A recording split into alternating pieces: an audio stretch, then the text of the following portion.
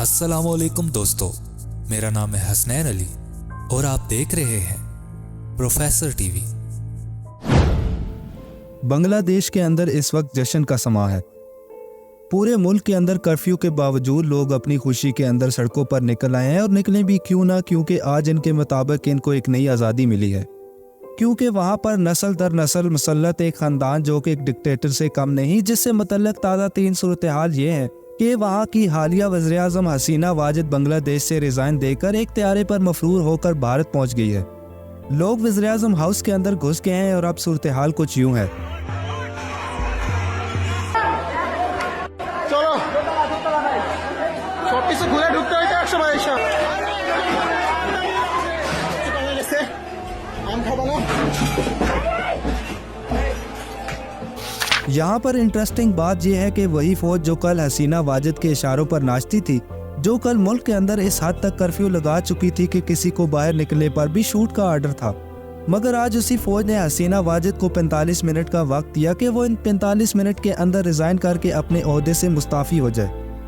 आखिर फौज को ऐसी क्या ज़रूरत पड़ी कि इसने उसी वज़ीर-ए-आज़म को ना सिर्फ रिजाइन करने और मुल्क छोड़ने पर मजबूर कर दिया जिसके हुक्म पर वो नाचती थी, बल्कि वहाँ वो अब खुद की हुकूमत बनाने के बारे में सोच रही है। कैसे एक यूनिवर्सिटी के अंदर होने वाले कुछ स्टूडेंट्स की तरफ से रैली ने आज पूरे मुल्क का पहिया जाम कर दिया और बांग्लादेश की तारीख के अंदर वो बाब रकम कर दिया कि एक डिक्टेटर को मजबूरन अपनी कुर्सी छोड़नी पड़ी। इस सब कहानी को समझने के लिए हमें माजी की किताबों को खोलना होगा। तो चलिए शुरू करते हैं। जैसा कि आपको मालूम है कि 1971 से पहले बांग्लादेश पाकिस्तान का हिस्सा हुआ करता था, जिसको ईस्ट पाकिस्तान और मौजूदा पाकिस्तान को वेस्ट पाकिस्तान कहा जाता था। ईस्ट और वेस्ट पाकिस्तान को इंडिया ने डिवाइड किया हुआ था और चूंकि इन दोनों के दरमियान फासला बहुत ज़्यादा था और इनके दरमियान रिलीजन डिफरेंस भी पाए जाते थे, जिनमें ज़बान का फ़र्क सबसे बड़ा था।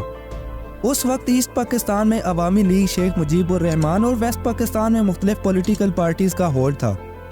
पाकिस्तान में मार्शल लॉ लगा हुआ था और जनरल याहिया खान जो इस वक्त चीफ मार्शल लॉ एडमिनिस्ट्रेटर थे, इनकी जिम्मेदारी थी कि वो पाकिस्तान में जनरल इलेक्शंस करवाते। इन इलेक्शंस के नताज में ईस्ट पाकिस्तान में अवामी लीग को नुमाया कामयाबी मिली, जो 169 में से 167 सीटें थी।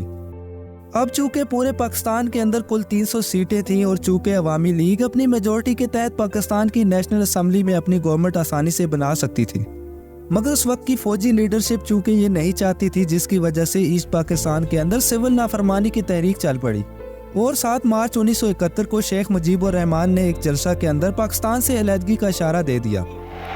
আমরা পাকিস্তানের সংখ্যাগুরু, আমরা বাঙালিরা যখনই ক্ষমতায় যাওয়ার চেষ্টা করেছি, যখনই এদেশের মালিক হবার চেষ্টা করেছি, তখনই তারা আমাদের উপর ঝাঁপিয়ে পড়েছেন। আসসালামু আলাইকুম, জয় বাংলা। इसके बाद 23 मार्च 1971 को पहली मरतबा बांग्लादेशी झंडा मुख्तलिफ जगहों पर लहराया गया और उसके बाद ईस्ट पाकिस्तान के अंदर एक मिलिट्री ऑपरेशन शुरू किया गया, जिसका मकसद ईस्ट पाकिस्तान की वेस्ट पाकिस्तान से अलहदगी को रोकना था। ईस्ट पाकिस्तान की अलहदगी की ये तहरीक अगले 9 माह तक जारी रही और इसके बाद ईस्ट पाकिस्तान के अंदर कुछ मिलिट्री यूनिट्स हैं वेस्ट पाकिस्तान से अलहदगी के लिए अपनी अलहदा फोर्स बना ली, जिनको बांग्लादेशी फोर्सेज या फिर फ्रीडम फाइटर्स कहा जाता है।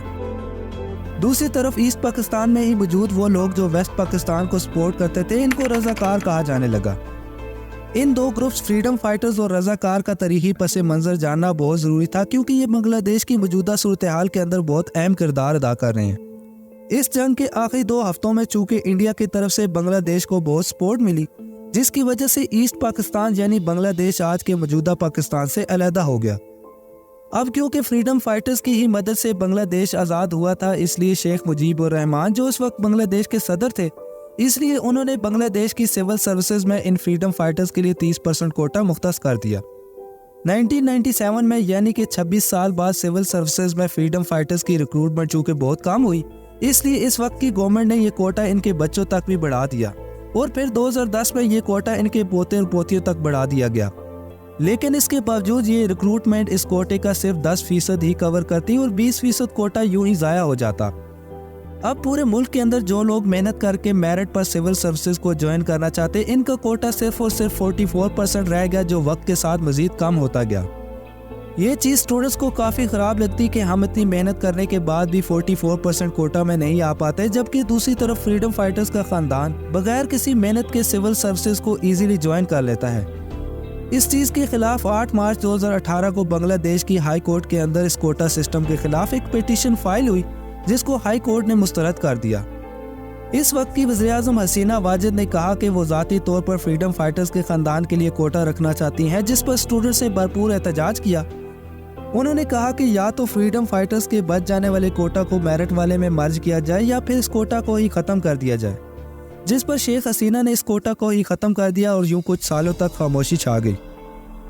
लेकिन मौजूदा साल के दौरान हाई कोर्ट ने 6 जून को शेख हसीना का आर्डर ख़त्म करके 30% वाले कोटा सिस्टम को फिर से बहाल कर दिया, जिसके बाद दोबारा से मुल्क के अंदर एहतजाज का सिलसिला शुरू हो गया, जो दिन ब दिन शिद्दत अख्तियार करता गया। बांग्लादेश की पुलिस और फौज एक तरफ है तो दूसरी तरफ एहतजाज करने वाले स्टूडेंट्स हैं। कहीं स्टूडेंट्स को गिरफ्तार किया जा रहा है तो कहीं डंडे बरसाए जा रहे हैं, कहीं रैलियां निकाली जा रही हैं तो कहीं पर प्रोटेस्ट मार्च। यूँ देखते ही ये एहतजाज पूरे मुल्क के अंदर फैलता गया और उन्होंने मजबूर होकर रोड, हाईवेज और रेलवे ट्रैक तक ब्लॉक कर दिए। यूँ नौबत आज यहाँ तक आन पहुंची है कि बांग्लादेश पुलिस के साथ आर्मी भी स्टूडेंट्स के खिलाफ खड़ी है। वैसे तो इस एहतजाज का मकसद कोटा सिस्टम का खात्मा था, मगर देखते ही इसमें कई और वजूहात शामिल हो गईं। खास तौर पर जब अवामी लीग पार्टी के स्टूडेंट विंग ने के स्टूडेंट्स पर पुलिस के साथ मिलकर हमले किए। इसकी वजह से स्टूडेंट्स के अंदर मजीद गुस्से की लहर भड़क उठी और साथ ही साथ आर्मी की तरफ से पावर का इस्तेमाल आग में तेल डालने के बराबर साबित हुआ। इसके बाद वज़ीर-ए-आज़म की तरफ से एक बयान सामने आया जिसने गोया आग ही लगा दी। वज़ीर-ए-आज़म ने कहा कि अगर कोटा सिस्टम में जॉब फ्रीडम फाइटर्स को नहीं दी जाएंगी तो क्या रज़ाकारों को दी जाएंगी। वज़ीर-ए-आज़म की स्टेटमेंट ने तो गोया पूरे मुल्क के अंदर आग लगा दी और लोगों का गुस्सा और बढ़ गया। यूं आखिरकार आर्मी की तरफ से प्रेशर के बायस आज बांग्लादेश एक डिक्टेटर से आज़ाद हो गया है। Bangladesh's Prime Minister has resigned amid violent riots in the country. Sheikh Hasina has left the country, ending her 15-year rule.